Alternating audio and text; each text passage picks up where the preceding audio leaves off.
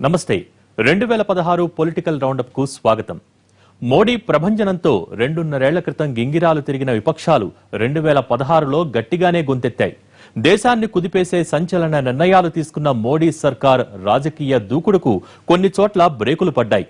తాను నోరెత్తితే భూకంపం వస్తుందన్న కాంగ్రెస్ యువనేత రాహుల్ గాంధీ తొలిసారి మోడీపై డైరెక్ట్ అటాక్ చేస్తే 125 కోట్ల మంది ప్రజల్ని ప్రభావితం చేసే నిర్ణయం తీసుకున్న మోడీ ఆ వ్యాఖ్యల్ని తేలిగ్గానే తీసుకోవటం ఇయర్ ఎండింగ్ క్లైమాక్స్.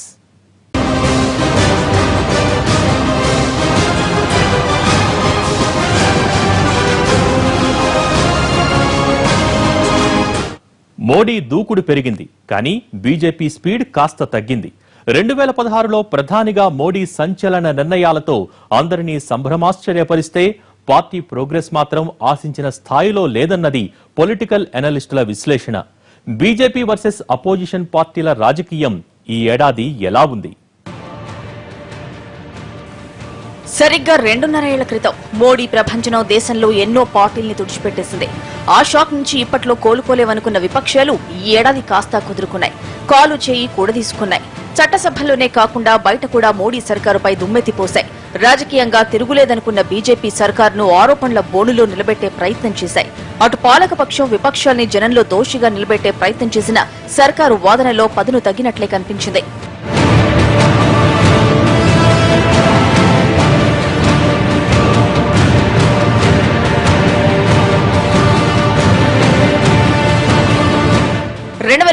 రాజకీయంగా బీజేపీకి పెద్దగా గిట్టుబాటు కాలేదు. ఆ పార్టీ ఆశించిన స్థాయిలో అద్భుతాలేం జరగలేదు. కొన్ని విషయాల్లో విపక్షాలన్నీ ఏకతాటిపైకి రావడం, కేంద్రానికి వ్యతిరేకంగా గట్టిగా గొంతెత్తడంతో పలు సందర్భాల్లో మోడీ సర్కారు డిఫెన్స్ లో పడాల్సొచ్చింది. ఢిల్లీ, బీహార్ ఎన్నికల పరాభవం పీడకలలా వెంటాడడంతో 2016లో రాజకీయంగా పట్టు బిగించేందుకు బీజేపీ చేయని ప్రయత్నం లేదు. కానీ 5-6 రాష్ట్రాల్లో ఎన్నికలు జరిగితే ఒక్క అసోంలోనే కమలనాథులకు కాస్త గిట్టుబాటైంది.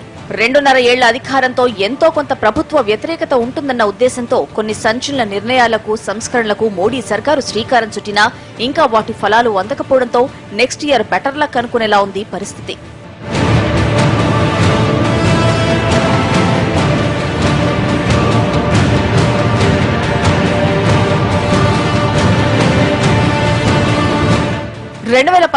ఓట్ల శాతం కంటే 2016 ఎన్నికల్లో పార్టీకి వచ్చిన ఓట్లు తగ్గడంతో వచ్చే యూపీ, పంజాబ్ ఎన్నికల్లో ఫలితాలపై బీజేపీ కాస్తంత టెన్షన్ గానే 2016ని గడపాల్సొచ్చింది. పైకి ఎంత ధీమాగా ఉన్నా జనం తమ నిర్ణయాల్ని ఆమోదిస్తున్నారని చెప్పుకుంటున్నా ఓట్ల దాకా వచ్చేసరికి పరిస్థితులు ఎలా ఉంటాయోనన్న ఉత్కంఠతోనే ఏడాది గడిచిపోతోంది. దీనికి తోడు రాజకీయ ప్రయోజనాల కోసం రాష్ట్ర ప్రభుత్వాల్ని అస్థిరపరిచే ప్రయత్నం చేస్తోందన్న అపనిందల్ని కేంద్రం ఈ ఏడాది ఎదుర్కోవాల్సొచ్చింది. 1-2 రాష్ట్రాల కేంద్రం నిర్ణయాల్ని న్యాయస్థానాలు తప్పుపట్టడం మోడీ సర్కారుకు 2016లోనే మింగుడు పడని పరిణామాలు. అటు అరుణాచల్ ప్రదేశ్, ఇటు ఉత్తరాఖండ్లో రాజకీయ అనిశ్చితిని సానుకూలం చేసుకుందామనుకున్న బీజేపీ ప్రయత్నం బుమారంగైంది.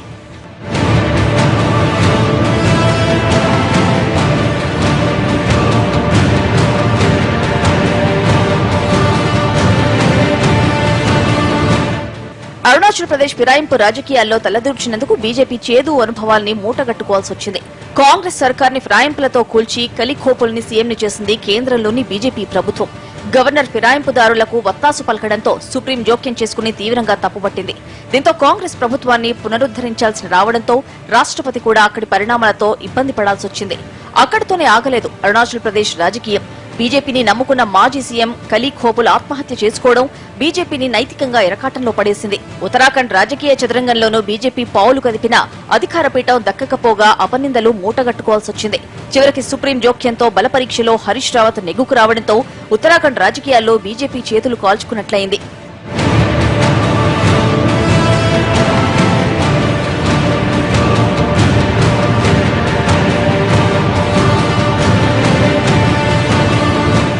ప్రజాస్వామికంగా ఎన్నికైన ప్రభుత్వాల్ని కూలదోల్చేందుకు వెన్నుపోటు రాజకీయాలకు సహకరించిందన్న చెడ్డపేరు మిగిలింది కేంద్రానికి.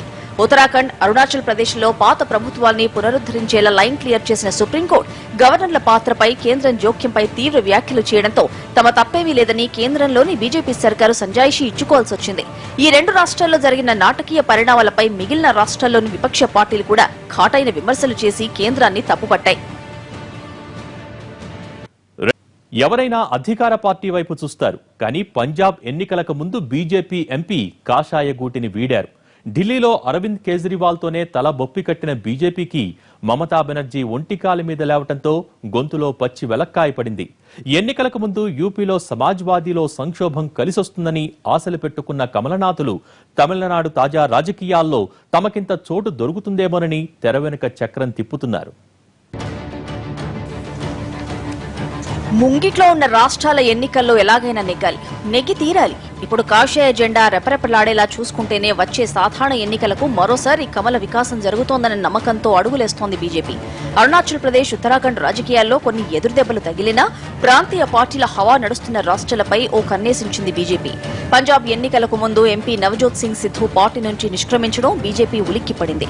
ఆమ్ ఆద్మీలో చేరి ఏకమవుతాడనుకున్న సిద్ధు కాంగ్రెస్ వైపు మొగ్గు చూపినా అధికార పార్టీని అతనెందుకు వీడాల్సి వచ్చిందన్న చర్చ బీజేపీని సంకటంలో పడేసిందని చెప్పాలి. అకాలీదళ్తో కలిసి పంజాబ్ అధికార పగ్గాలు చేపట్టాలనుకుంటున్న బీజేపీ ఆమ్ ఆద్మీ దూకుడుకు తోడు సిద్ధు నిష్క్రమణతో రేపటి ఫలితం ఎలా ఉంటుందోనని గుబులు పడే పరిస్థితి కల్పించింది కాలగర్భంలో కలిసిపోతున్న ఏడాది.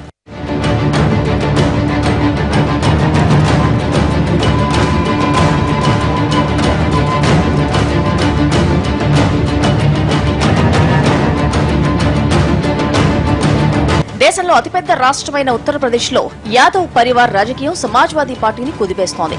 ఆ అబ్బాయి అఖిలేష్ యాదవ్, బాబాయ్ శివపాల్ యాదవ్ల మధ్య పోరుతో కుటుంబ పరువు దాదాపుగా వీధిన పడ్డ సమయంలో ఎంట్రీ ఇచ్చి సంధి కుదిర్చారు నేతాజీ.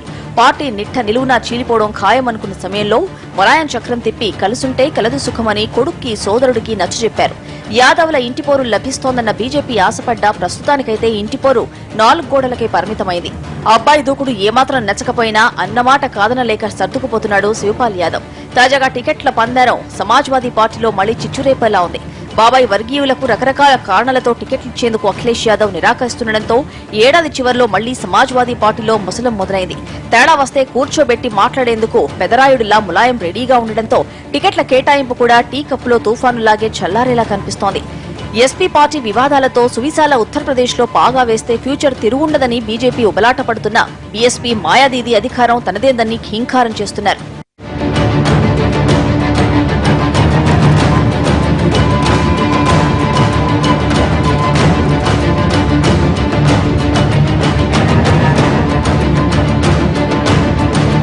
ఇక కేంద్రంలో అధికారంలో ఉందన్న మాటే గాని రాజధాని ఢిల్లీలో ఏడాది పొడవునా బీజేపీకి ఏవో ఒక చికాకులే. ఢిల్లీలో అధికారంలో ఉన్న ఆమ్ ఆద్మీ సర్కారు కేంద్రంతో అమ్మీ తుమీకి సిద్ధపడడంతో మోడీ వర్సెస్ కేజ్రీవాల్ గా రాజకీయం నడిచింది. తమ అధికారాల్ని లాగేసుకుంటున్నారని కేంద్రం జోక్యం మితిమీరిందని కేజ్రీవాల్ పదే పదే ఆరోపణలు గుప్పించేస్తున్నారు. లెఫ్టినెంట్ గవర్నర్ కంటే ప్రధాని వైపే ఎక్కువగా ఆమ్ ఆద్మీ ప్రభుత్వం ఆరోపణలు చేసింది. ఏవో ఒక ఆరోపణలతో ఆమ్ ఆద్మీకి చెందిన ఎమ్మెల్యేల్ని ఢిల్లీ పోలీసులు అరెస్టు చేయడంతో ఆప్ సర్కార్ నిరసనలకు దిగడంతో తరచూ ఢిల్లీ రాష్ట్ర రాజకీయం వేడెక్కింది. ఢిల్లీకే పరిమితం కాకుండా జాతీయ రాజకీయాల్లోనూ బీజేపీని, మోడీని టార్గెట్ చేసుకున్నారు కేజ్రీవాల్. అటు పంజాబ్ ఎన్నికల్లోనూ నేనున్నానంటూ దూసుకొచ్చి బీజేపీని వీడని సిద్ధు దువ్వే ప్రయత్నంతో పంటి కింద రాయిలా మారిపోయారు. సెక్యూరిటీ పోస్టుల నుంచి పార్లమెంట్ ఎంట్రీ దాకా లైవ్ టెలికాస్టుతో కలకలం రేపి అందరి నోళ్లలో నానారు ఆమ్ ఆద్మీ ఎంపీ మ్యాన్. ఆ వివాదంతో వారం రోజుల పార్లమెంటు సమావేశాల నుంచి ఆ ఎంపీని లోక్సభ స్పీకర్ బహిష్కరించిన వివాదం కూడా యాప్తో బీజేపీకి ఇంకాస్త గ్యాప్ పెంచింది. పదవీకాలం ముగియకముందే ఢిల్లీ లెఫ్టినెంట్ గవర్నర్ నజీబ్ జంగ్ రాజీనామా చేయడంతో ఢిల్లీ రాజకీయం ఏడాది చివర్లో ఊహించని మలుపు తిరిగింది.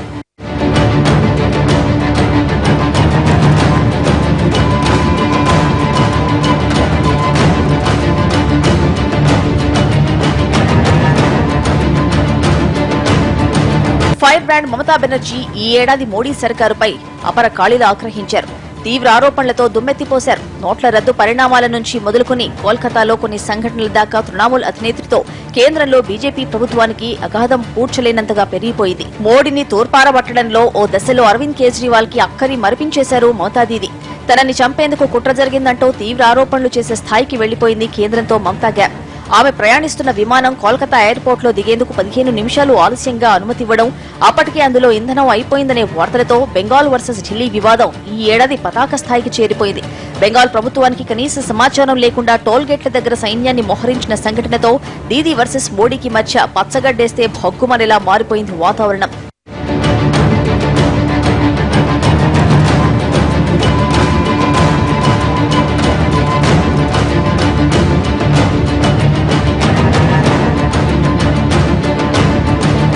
జయలలిత హఠాన్ మరణం తర్వాత తమిళనాడు రాజకీయాల్లో అత్యుత్సాహం చూపించకుండా వేచి చూసే వ్యూహంతో కనిపిస్తోంది బీజేపీ.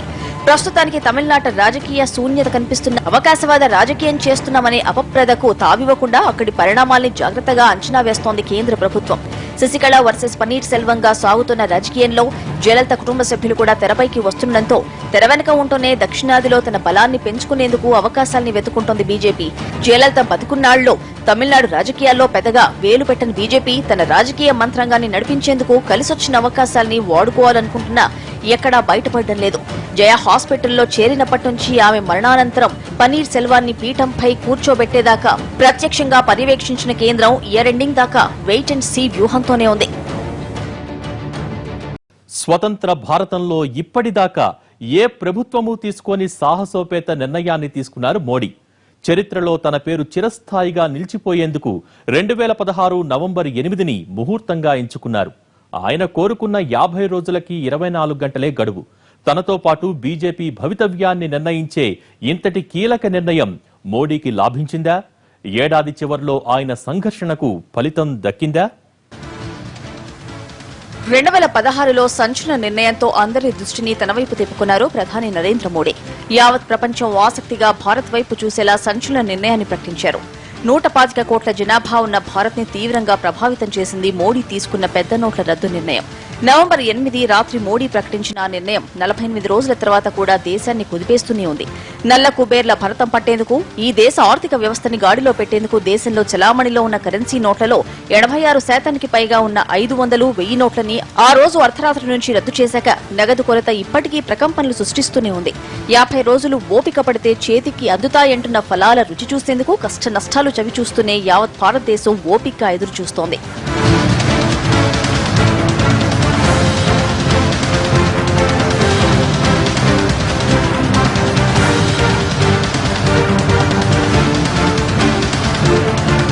అన్ని దేశాలతో దౌత్యపరమైన సంబంధాల విషయంలో కొత్త అధ్యయనానికి తెరలేపారు నరేంద్ర మోడీ. 2016లో విదేశీ పర్యటనలో బిజీగా గడిపారు. జీఎస్టీ బిల్లు విషయంలో అందరినీ ఒప్పించడం 2016లో మోడీ సర్కారు వేసిన మరో ముందడుగు. మొదట్లో ససేమీరా అన్న విపక్షాలు, కొన్ని రాష్ట్ర ప్రభుత్వాలు కూడా చివరికి ఒకే పన్ను విధానానికి ముందుకొచ్చేలా చేయడంలో మోడీ చొరవ ప్రశంసలందుకుంది. కానీ నవంబర్ 8 నిర్ణయం మాత్రం విపక్షాలకు అస్సలు మింగుడు పడలేదు. నిర్ణయం ప్రకటించిన మరుక్షణం నుంచి అందరికీ టార్గెట్ అయ్యారు మోడీ. కేంద్ర ప్రభుత్వం ప్రజలందరినీ నడి రోడ్డుకి లాగిందన్న విపక్షాల విమర్శలకు బలం చేకూర్చేలా నెలన్నర రోజుల తర్వాత కూడా దేశంలో కరెన్సీ కొరత తీరలేదు.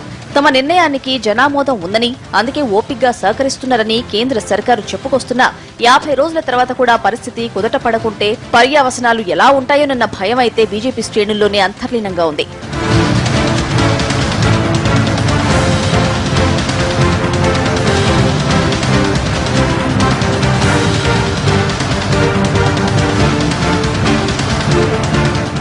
శీతకాల సమావేశాల్లో విపక్షాలన్నిటికీ పెద్ద నోట్ల రద్దే బ్రహ్మాస్త్రం.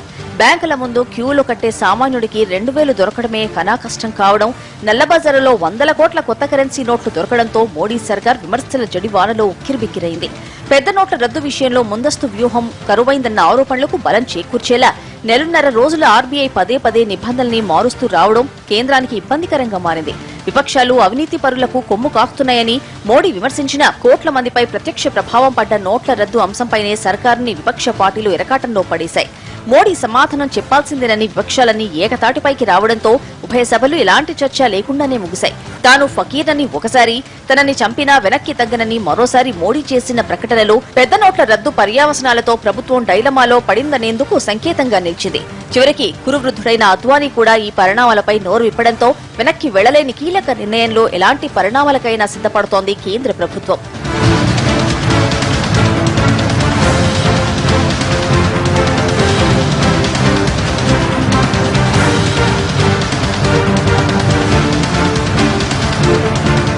సంవత్సరాంతంలో పేలిన మాటల తోటాలు మోడీ వర్సెస్ రాహుల్ మధ్య మరో ఇంట్రెస్టింగ్ ఎపిసోడ్. విమర్శల విషయంలో ఎప్పుడూ హద్దుల్లోనే ఉండే కాంగ్రెస్ యువరాజు రాహుల్ గాంధీ మోడీ లక్ష్యంగా తీవ్ర ఆరోపణలు చేయడం కలకలం రేపింది.